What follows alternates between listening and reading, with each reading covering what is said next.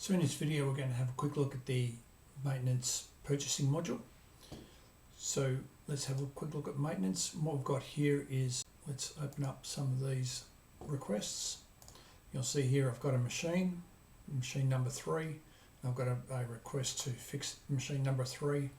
You'll notice here that we've also got the sequence numbers being added in here as well. And down the bottom we've got our parts, which is part of another add-on that we've got, I've got a whole video on in a separate video in the same playlist. And also we've got timesheets installed here as well, so we can use timesheets as well through this module. So there's two modules that this is related to. We've got a parts module, a timesheets module, and then this one is the purchase module. So you notice here that right from the request, the maintenance request, you can create purchase orders and so forth. That's provided you have the permission to create purchase orders in the system. You'll see this purchase order button. If you don't have that permission, you won't see the button. But basically the scenario is that sometimes with these machines you may not necessarily repair them yourself. You may actually have them repaired by a contractor or under a contract or something similar. But these machines are your machines. Now you might be a manufacturing plant, or you might be some sort of processing plant, or you may be an equipment place like a fitness center or something like that, and you've got those type of fitness equipments. But the thing is, that's not your core business isn't maintaining equipment. Your core business in that situation is to provide that fitness equipment to people to use. So therefore you may actually outsource it. In those situations, whilst you're still responsible to look after the maintenance request, you would then farm it out to another company. So in this case, we've got machine number 3, and what we'll do is we've already got one purchase order here, but for argument's sake, you might purchase your parts from one supplier and your servicing from another supplier. So you can have multiple purchase orders to the one maintenance request.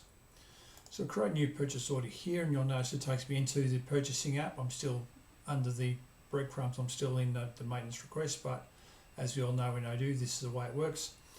So I can create a purchase order here, and I'll go to supplier 1, and I can put some products in here if I want. Or maybe I'm going to ask them for that service, and we can save that and confirm the purchase order. So now, and we can send that off and do all the regular things we can do with those purchase orders.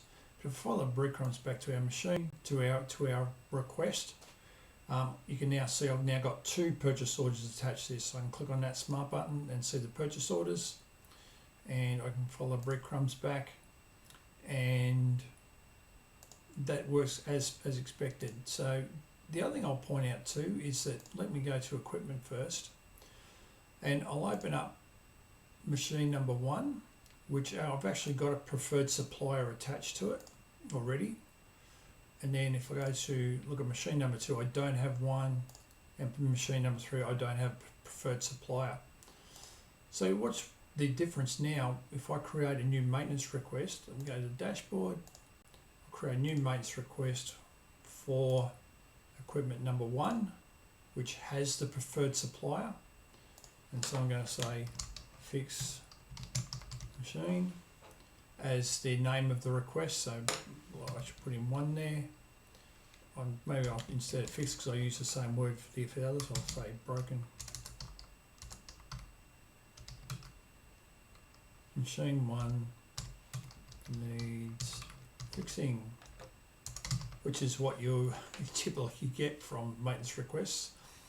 But we can see it's attached to machine 1, so we can save that. It generates the new code there, and we can add parts and those sorts of things. So I've talked about them in other videos, so I won't talk about them right now.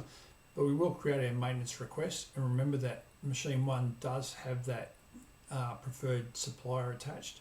So I'll create the purchase order here. You'll notice here that it's already populated the vendor with that preferred supplier. So that means that if you've got the one piece of equipment that you're always getting it serviced by the same supplier, or at least starting off with the right supplier to start with, Of course, there's nothing stopping you changing this to another supplier there if you need to. We do have a default product or service we've got in here, because once we've got that preferred supplier, we've also got a service in here. Again, if you don't want that, you just get rid of it, no problem at all, or we can add that back in if we want to. What it does is it saves a lot of time and effort in having to do these sorts of things. You can just nominate your preferred supplier on your piece of equipment, and it will create the purchase order for that supplier automatically. And as I said, no problems there with changing that if you need to.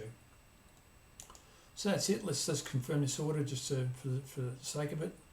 And now I can see I've got one purchase order related to this. Before we get out of that, let's just jump over the purchase orders. I'll go to the purchase order now. I can see this purchase order itself. And if I go to the other information tab, I can see the source document was that MR code. And I can see the link down to the actual request here if I need to, as well as I've got the smart button up the top as well, which I can always go back to it there as well. But it's very convenient for both the purchasing officer and for the maintenance crew to be able to jump in between those two as needed. So I hope that was useful. I hope you got some information out of it, and I will see you in the next one.